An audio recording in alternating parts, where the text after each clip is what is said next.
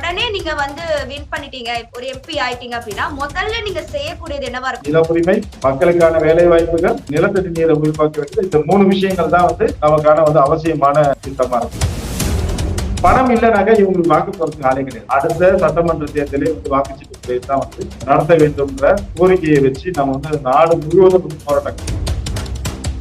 பணம் கொடுக்கறதுனாலதான் திமுக அதிமுக வெற்றி பெறுது. வேற எதுக்கு மக்கள் வந்து வாக்களிப்பாங்க நினைக்கிறீங்க? செல்வம் வந்து 5 வருஷம் வந்து என்னென்ன திட்டங்களை வந்து காஞ்சிபுரம் மாவட்டத்தில் வந்து பண்ணிட்டாரு.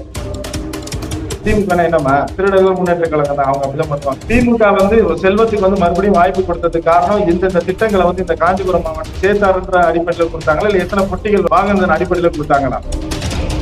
ஜூன் 4க்கு அப்புறம் அதிமுக இருக்காது. அதுக்கு அடுத்த ஒரு வருடத்துல வந்து தமிழ்நாடே இருக்காது.